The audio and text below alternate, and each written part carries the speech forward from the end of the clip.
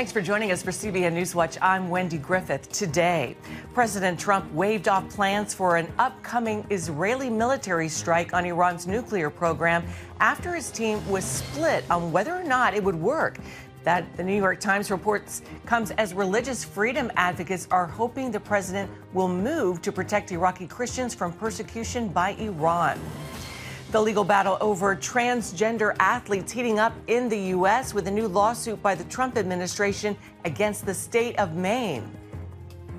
And we'll hear why there's concern about the trade war in China. Plus, we'll bring you a look at last night's special Easter dinner at the White House. These stories and much more for you today here on NewsWatch. This is CBN NewsWatch. And we begin in the Middle East, where Iraqi Christians are waiting to see if President Trump will step in to protect them from Iran.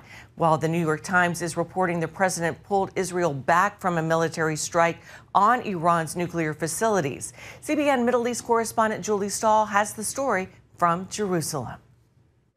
The New York Times reports President Trump refused to back an Israeli attack on Iran's nuclear facilities that could have come as soon as next month. In a White House meeting, he told Israel's Benjamin Netanyahu he wants to make a deal to convince Iran to voluntarily abandon its pursuit of nuclear weapons.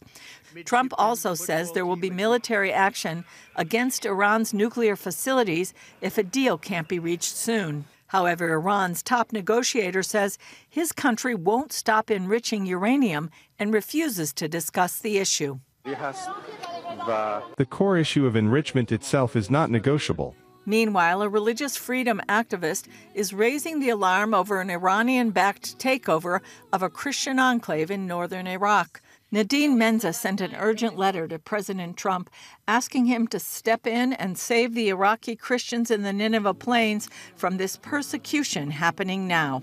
Trump's senior advisor Paula White-Cain says the White House Faith Office acts quickly in such cases. To push back, to make sure that people are protected, not killed, not persecuted, and then it perhaps, depending on the situation, goes to the highest level, and our president makes that final decision with all the briefings, with all the information, and takes that action. And I have never not seen him take action where action is needed. She says a bedrock commitment of the Trump White House is protecting religious rights. When people are persecuted for them, killed for them, when their families are destroyed, when their lives are destroyed, as a nation, we have to stand up as that beacon of light and saying one religious liberty wrong to one person is a religious liberty wrong everywhere. We cannot tolerate it. We will not tolerate it, because that is everyone's right to worship God.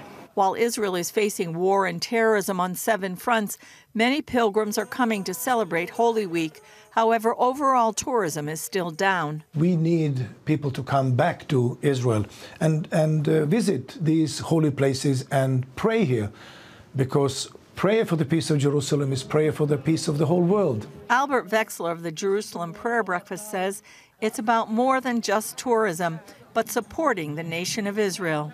Moreover, God's word is very clear. Those who love Jerusalem will prosper. Julie Stahl, CBN News, Jerusalem. Thanks, Julie. Our Middle East Bureau Chief Chris Mitchell is with us now from Jerusalem. And Chris, let's start off with this New York Times story that President Trump backed off a strike on Iran's nuclear program for now after divisions emerged in his administration. What do you think were the most important points in that report?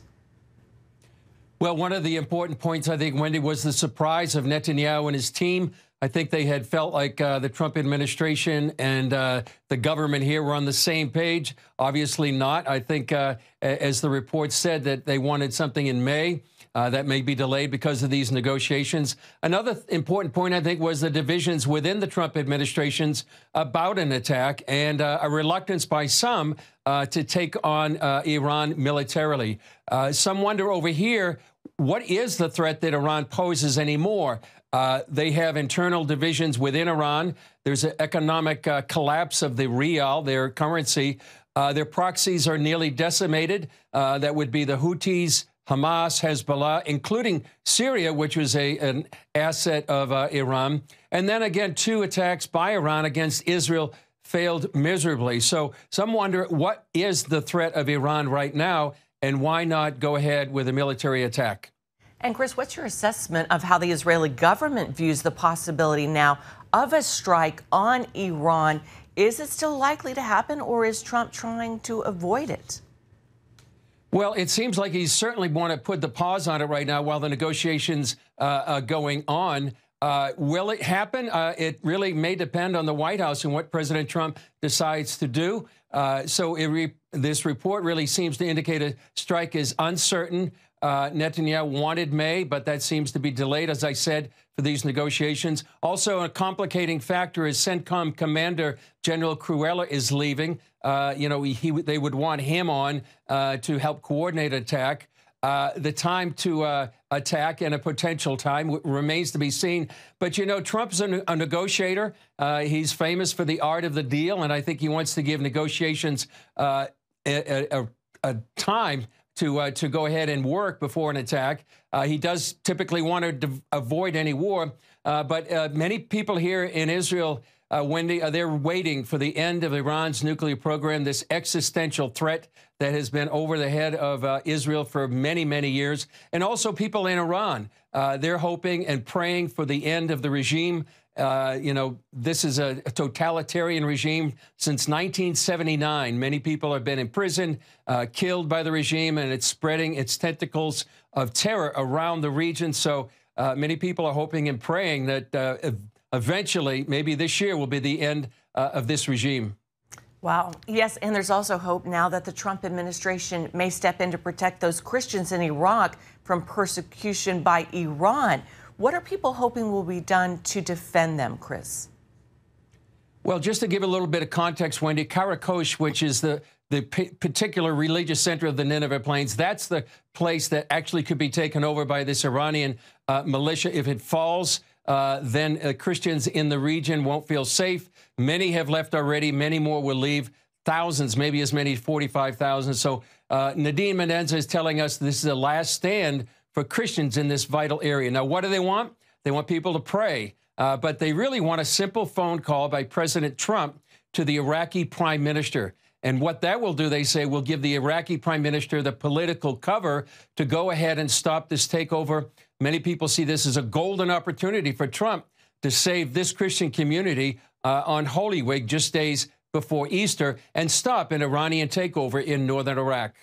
And as you mentioned, this is Holy Week, when many people travel to Israel, as Julie reported. What more can you tell us about the importance of this time, of this week in Israel? Well, Wendy, in particular, this week is very important. Both the Jews and Christians in Passover, which began Saturday night and ends this weekend, and Holy Week, they fall mainly at the same time. Sunday was Palm Sunday. This coming Sunday will be Resurrection Sunday. I just came back from the Old City. It's packed with both Jews and Christians. I just came from the Church of the Holy Sepulchre, and there's recent discoveries, Wendy, that are very encouraging. In some excavations, they found a monument from the 4th century that would go back to the time of Queen Helena, the mother of Constantine, and where Christians venerate that places where Jesus was buried. And they found evidence that verifies what the Gospel of John says, that there was a garden where Jesus was buried. Incredible. Always something exciting coming out of Israel and Jerusalem.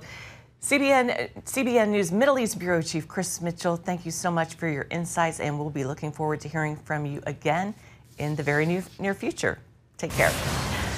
All right, coming up here at home, the legal battle over transgender athletes with biological males on female teams. It's heating up with a lawsuit by the Trump administration. We'll bring you that story when we come back. The Justice Department is suing the state of Maine over what it calls Title IX violations. It's the Trump administration's latest move to protect women's sports, following an executive order banning transgender athletes from competing on female sports teams. Charlene Aaron has the story. The lawsuit follows weeks of feuding between the Trump administration and Maine's Democratic Governor Janet Mills that has led to threats to cut off Title IX federal funding for the state. The Department of Justice will not sit by when women are discriminated against in sports. Attorney General Pam Bondi announced the DOJ's lawsuit Wednesday, surrounded by a group of female student athletes, as well as former NCAA star swimmer Riley Gaines. I'm frustrated that we have to be here, that we as women have to stand before you all on national television demanding equal opportunities, demanding privacy in areas of undressing, demanding safety in our sports. In February, President Trump signed an executive order banning transgender athletes from competing in girls' and women's sports, warning states that refuse to comply they could lose federal funds. Maine's governor pushing back at a White House event, telling President Trump, "We'll see you in court." The administration says the state's education department is violating the federal Title IX anti-discrimination law by allowing biological males to participate on girls' teams. The DOJ lawsuit calls on the court to order the state to direct all schools to prohibit male participation in athletic competition designated for females. Bondi highlighted the example of a biological male who won first place in the pole vault in a Maine track and field meet, emphasizing that while the competitor beat every girl by a significant margin, the athlete also took a scholarship away from a young woman. She also says it's a matter of public safety. These boys are allowed to go in women's restrooms. They are allowed to go in the women's dressing rooms and get fully naked and change in biological boys and change clothes in front of these young women. Maine high school senior Cassidy Carlisle agrees. My first experience was when I was 13 years old. I was going to change for gym, and I walked into the locker room, and there was a biological male there. The fact that our governor can look the women of our state in the eyes and say, "I'm not going to fight for you," is heartbreaking, and it's betrayal. Meanwhile, more than 24 states have passed laws or regulations restricting transgender girls and women from competing in sports categories that don't align with their biological sex at birth. However, these laws are being challenged in court, with transgender rights advocates asserting that the playing field has never been level for women's sports. Charlene Aaron, CBN News. Thanks, Charlene. Still ahead, why China is concerned about the trade war with the U.S. We'll have that story right after this.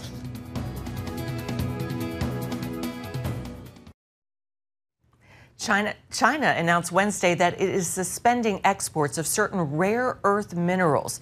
In response, President Trump ordered an investigation into the U.S. reliance on Chinese minerals, which are critical to American national security and supply chain vulnerabilities. On this week's episode of The Global Lane, China analyst Gordon Chang says the Chinese government is privately expressing deep concern about the trade war.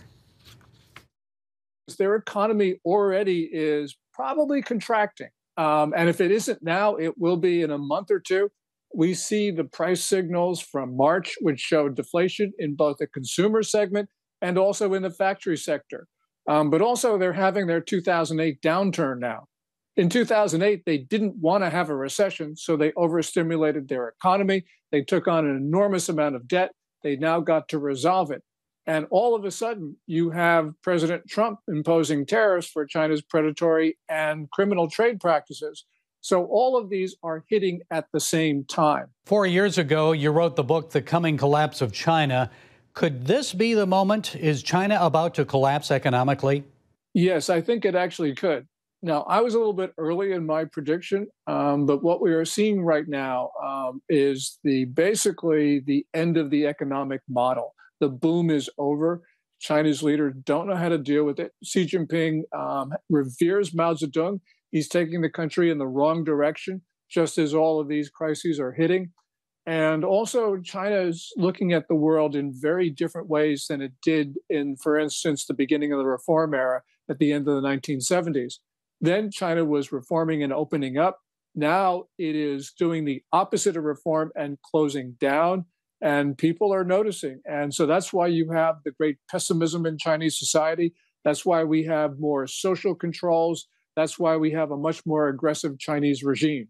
Investor entrepreneur Kevin O'Leary says Trump should continue to squeeze China, maybe even raise tariffs as high as 400%. Your thoughts on that? Well, tariffs are now at 145%, except for electronics. At 145%, that's shutting out most Chinese products into the U.S. market. So whether we raise it to 400 or 4,000%, it probably doesn't have much of a practical effect. But what Kevin O'Leary is saying is that we should keep the pressure on until China makes a deal. Now, I don't think that Xi Jinping is in any mood to make a deal. I think he's more prepared to take his country off the cliff than actually do something which is economically rational, which is to come to terms with the U.S.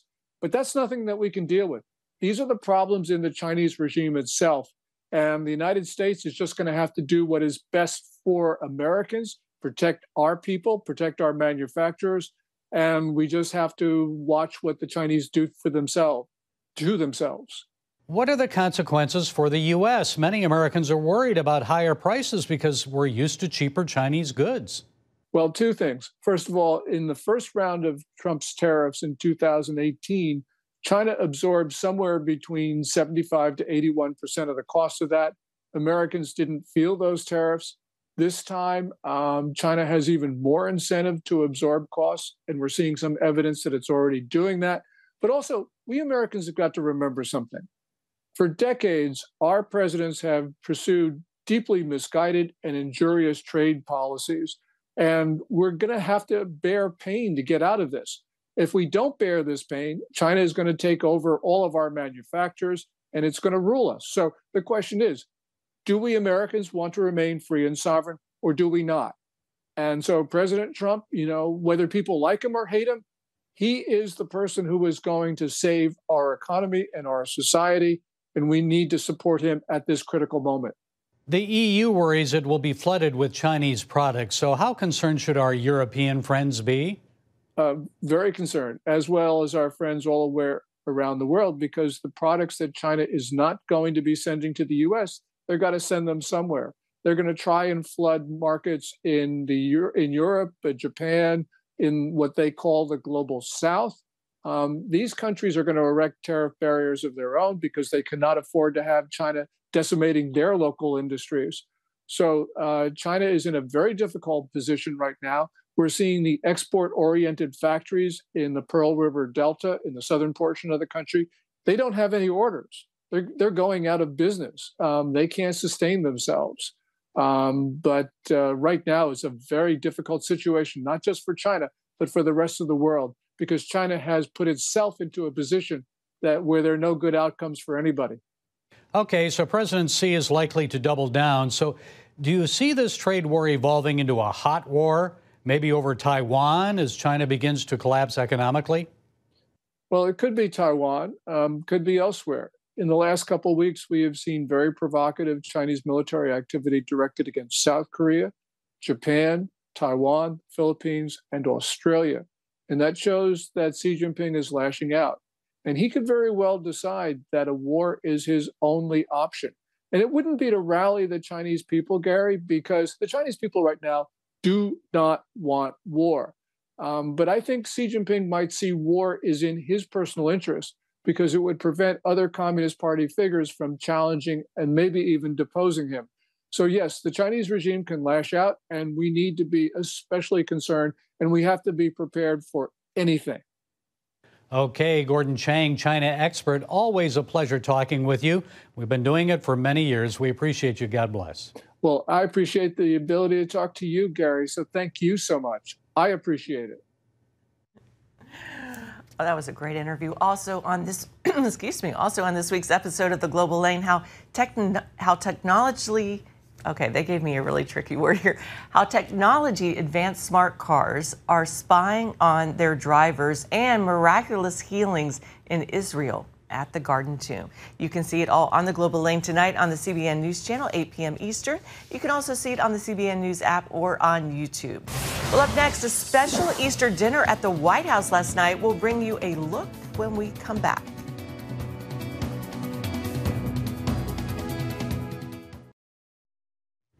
A special Easter dinner at the White House last night, and our CBN White House correspondent Kelly Wright has the highlights. The White House is always busy with activity that affects the events going on around the world. But this week has been special, something that may have gone beyond the headlines but didn't escape the attention of Christians throughout America, was the president's bold proclamation of his faith in Jesus Christ. And he issued a proclamation declaring this week as Holy Week. And because of that, there have been numerous events going on. For example, a White House Easter dinner held on Wednesday night at the White House with Jentezen Franklin Graham, and Greg Laurie in attendance. There's been a spiritual drought in this city the last few years and in this house. And so I'm very grateful for the Easter declaration that you put out. And we're so thankful God assigned an angel to stand between you and that bullet. Nearly 2,000 years ago, during the sacred week, the living Son of God entered Jerusalem in triumph. Soon after, the Savior of mankind, who brought truth and light into the world, was betrayed, arrested, and tried, beaten, and nailed to a cross and crucified.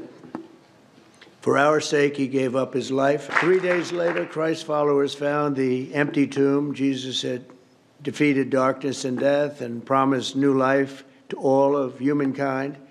And that's what we celebrate each year at Easter as we joyfully proclaim on Sunday, he is risen. And what's notable about this week was that proclamation that the president issued. A very bold declaration of his faith in Jesus Christ, and even going so far as to say that he and the First Lady, Melania Trump, are praying for an outpouring of the Holy Spirit upon this nation. At the White House, Kelly Wright, CBN News. Thanks, Kelly. That is incredible. It truly is. Well, that is going to do it for this edition of CBN NewsWatch. Remember, you can find more of our news programs on the CBN News Channel anytime or online with cbnnews.com. Also, let us know what you think about the stories you've seen today. You can email us at newswatch@cbn.com. Reach out on Facebook, Instagram, and X, formerly known as Twitter. And, of course, we hope you'll join us every time for CBN NewsWatch. Have a great day. God bless you.